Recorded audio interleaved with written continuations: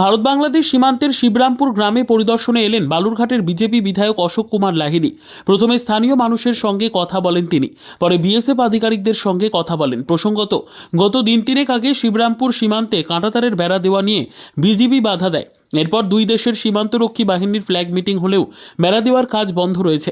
এদিন শিবরামপুর সীমান্ত এলাকায় বিধায়ক অশোক লাহিড়ী পরিদর্শনে গিয়ে গ্রামবাসী ও বিএসএফ আধিকারিকের সাথে কথা বলেন।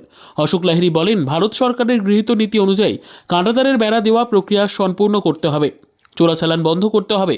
অন্যদিকে যাতে সীমান্ত লাগোয়া গ্রামবাসীদের অসুবিধে না হয় সে কথা মাথায় রাখতে হবে বিএসএফকে। যে সমস্যা হয়েছিল সেই সমস্যা দ্রুত মিটে যাবে বলে আশা তার।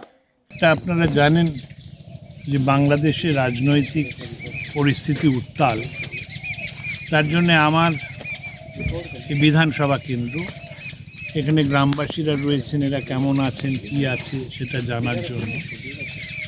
আর এটা আপনি জানেন, আপনারা সবাই জানেন যে ভারত সরকারের নীতি যে সীমান্তে এই কাঁটাতারের বেড়া দিতে হবে।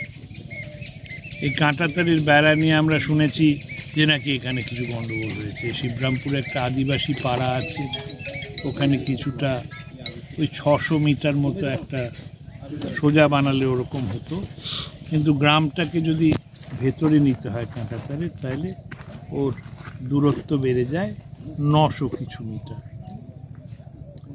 তো বাংলাদেশ সরকার এবং ভারত সরকারের দুজনেরই একমত যে ইন্টারন্যাশনাল বর্ডারের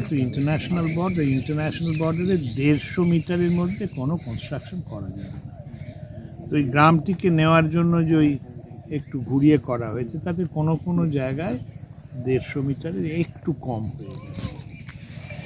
তো এতে চিন্তিত হবার কিছু নেই। আমি কমান্ডার সাহেবের সঙ্গে কথা বললাম, অফিসারদের সঙ্গে কথা বললাম, ওরা বলছেন যে এটা বাংলাদেশ সরকারের ওদের যে রয়েছে রক্ষীরা এবং বিএসএফ, এরা আলোচনা করে এসে সুরাহা করবে, চিন্তার কোনো কারণ নেই। আর ওই 150 মিটার দূরত্ব রেখে পুরোটাই প্রায় করা যাবে, একটুখানি হয়তো বাকি থাকবে। ব্যুরো রিপোর্ট, উত্তর বাংলা সংবাদ।